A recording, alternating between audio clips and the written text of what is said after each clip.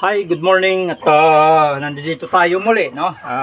Ito pinaghati ko na. Ito yung haluan ko ng breeder feeds. Ipapakain natin sa ating mga breeder, no? At ito naman yung sa mga rings na mga pato, lahat halo-halo. Pati yung kambing ko, napakalakas kumain na ng nibibigay natin sa ating mga manok, no? So, nakabili na rin ako ng tigsa 10 kilo na feeds. So,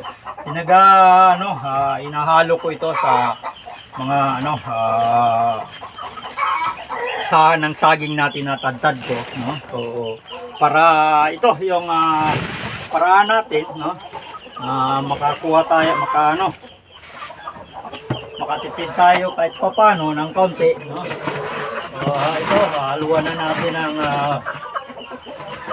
breeder yung ito yung para sa mga breeder natin, no? So, ito naman yung inahalo ko na sa mga sa mga growers. Halos magkaparehas lang yung kulay niyan, no? Parehas din silang GMP. So, ito nga, pagdating ko kaninang umaga, no? So, chinik natin yung attendance ng ating mga alaga. So far, kompleto naman, no? Kamagdamag na nakasurvive sila. Ito, inahalo na natin yung pigs, no? Ating so naging maganda rin, no? Obserbasyon ko maganda rin kasi dati yung minimixture ko na crack corn, so hindi nila nauubos. Ito, so sagad lahat, no? Nauubos nila.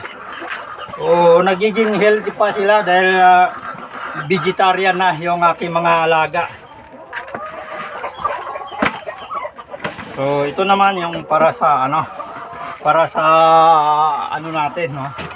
Nahalo ko yung para sa mga rings na mga Muscovy duck, pati yung kambing, no? Ay napakalakas na niyang kumain dito. Ito nga naghalo natin na saha ng saging at saka konting feeds. O kailangan natin i-mix maigi, no? Hindi ko na rin inahaluan ng kung may molasses lang sana. Hindi ko na inahaluan ng tubig, no? Dahil basa rin yung basa rin tong saha ng saging na tubig din. At chinik ko yung attendance ng ating mga alaga. So far okay naman, no? Nakaraos sila sa magdamag kompleto. So ang hindi lang maganda, no, yung nabili kong parang piki itong nabili kong incandescent bulb, no, dahil hindi nagtatagal, no, ay napupundi kaagad. So pundido na naman yung mga bulb na nabili ko. So mabuti na lang itong ito yung brother ko, no, ay sa 3 tray na pinapapisa ko, so 11 lang yung nakuha nating sisyo. So sana nga mabubuhay yung 11 na sisyo. Ito yung brother na ginawa ko, no, ay papasilip ko yung mga alaga ko, no. So pinalitan ko na lang ng ilaw para lang magkaroon ng kahit konting init, no. Nandiyan sila kahit papano, konting init ay magkaroon dahil nga pundido naman yung incandescent bulb na nabili ko. 50 watts, hindi talaga nagtatagal. So ito na, unahin muna natin itong nasa labas na bibigyan natin ng pagkain para matahimik na sila, no? Kasi magugulo yan pag lalo na yung kambing ko. I-mix lang natin, sure na makamix lahat, no? Para pantay-pantay. So ayan, lalabas na tayo dito para mabigyan natin sila ng pagkain, no? Dahil nandiyan na sila lahat sa sa pintuan, no? Nag-aabang na sila. So ganoon po yung routine natin araw-araw dito sa farm, no?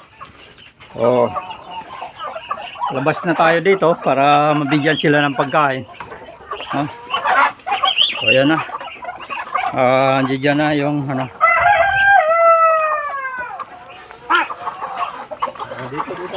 dito. Ay, ang bihira, no.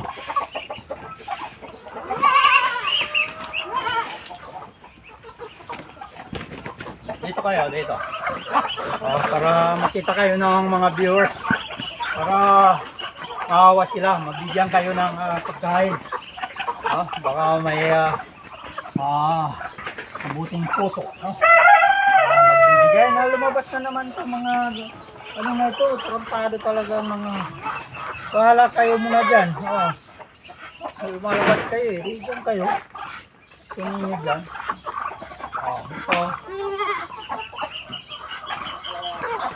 Dito. Ayan nakalabas yung mga ano, doon sila sa labas.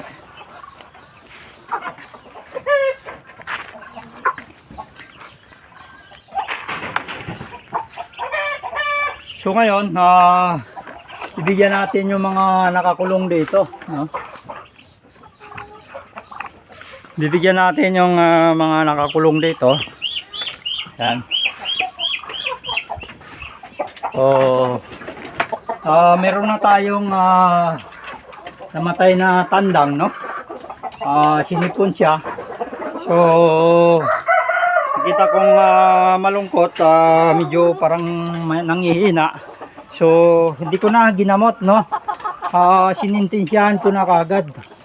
Automatic kasi kagastos pa tayo. Baka mangangayayat lang siya ng mangangayayat. So binigyan na natin kagad sila ng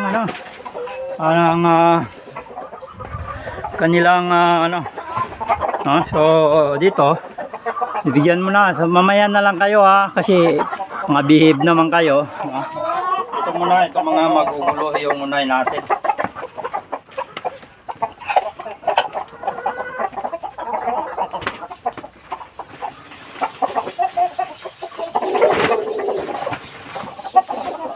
Ibigyan na rin sila.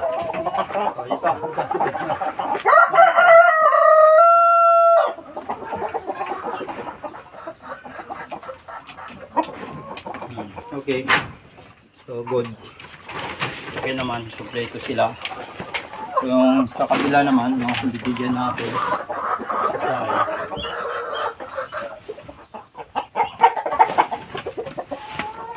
Ito nga, dahil sa tuloy-tuloy ng pag-uulan, kaya kinulong ko na rin to. Kasi kahit na umuulan, sa labas sila. Kaya yun, sinisipon. So, sayang naman kung hindi natin mapapakinabangan to. So, dapat, yan, may nga na dyan.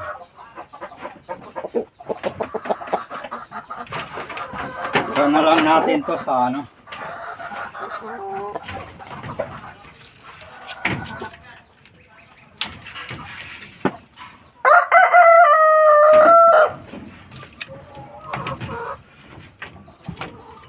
Yan natin doon ang paraduhan sa susunod. So tapos na tayong magbigay sa kanila ng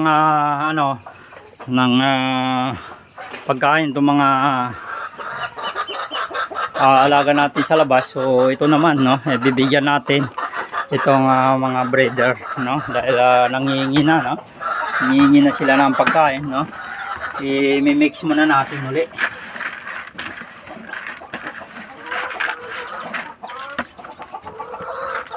So ito na yung para sa ating mga breeder, Itong kambing ko tinutulungan niya, tingnan mo. Yan tinutulungan niya yung nakain niya yung pagkain ng kain ng manok. Kailangan maging mabilis yung manok natin diyan. Dahil ayan mabilis kumain yung manok ay kambing kaysa yung So alis ka muna diyan, alis. Tayo na. Ayan, bigyan tayo ng pagkain nila dito.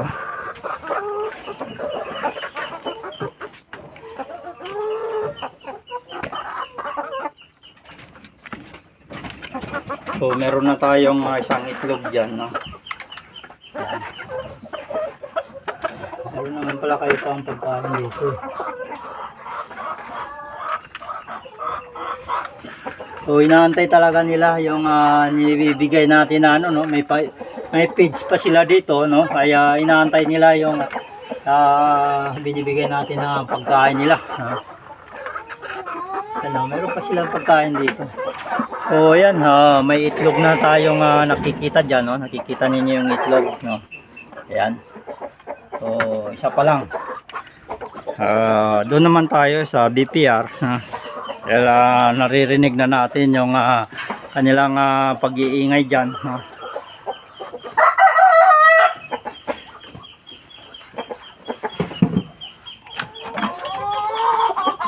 Meron pa naman, no? Unahin muna natin dito dahil walang-wala na.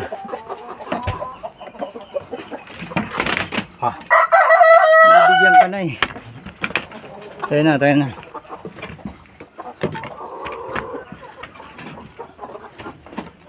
So, ito naman yung ating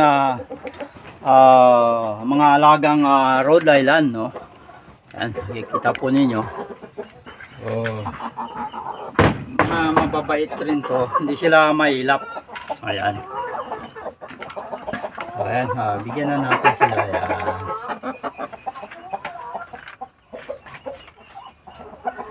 Agad na rin yung kanila mga pagkain dito.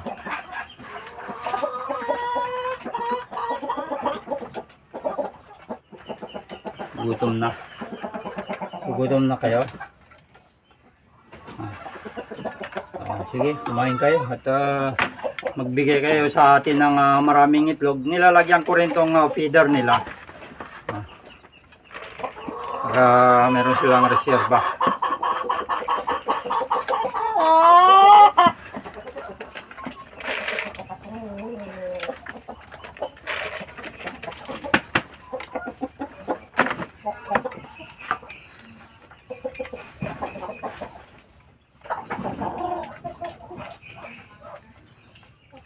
So, dyan na umiikot yung araw-araw na trabaho natin dito sa farm, no? Bibigay tayo ng umaga sa hapon. Pag wala ng tubig yung kanilang tubigan, so nilalagyan natin ng tubig. So, ganun lang po. At okay naman, nagiging vegetarian tong ating mga alaga, no? So, kahapon, may sinipon na manok tayo. Kaya lahat na ng mga tandang ko ay kinulong ko na, no, dahil sa pag-uulan ng dito, no, tag-ulan. Hindi maiwasan na nag-aabulan sila kahit umuulan. So yun, imbis na gagamutin ko yung sipon niya, so hindi ko na sinintensyahan ko na kahapon. Yun yung manok ko na upgraded na parang Texas. So okay naman ang lasa, talagang lasang native rin, no? So yan po, at maraming salamat sa mga hindi pa nakapag-subscribe sa ating YouTube channel. Huwag po kalimutan na mag-subscribe at hits na rin notification bell para lagi po kayo ma-update sa ating mga ina-upload patungkol sa ating pag-aalaga, no? At ito na rin ang buhay natin dito sa probinsya.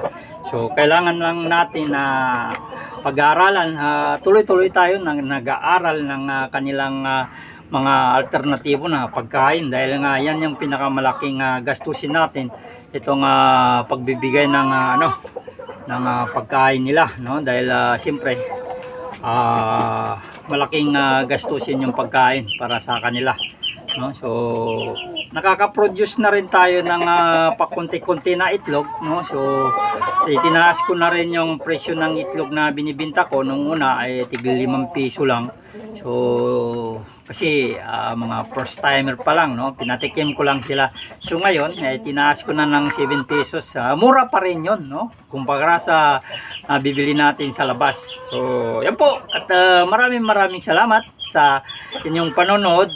Malaking tulong po sa ating mga alaga yung mga panonood ninyo at mga share and like ninyo. So happy farming po, buhay probinsya.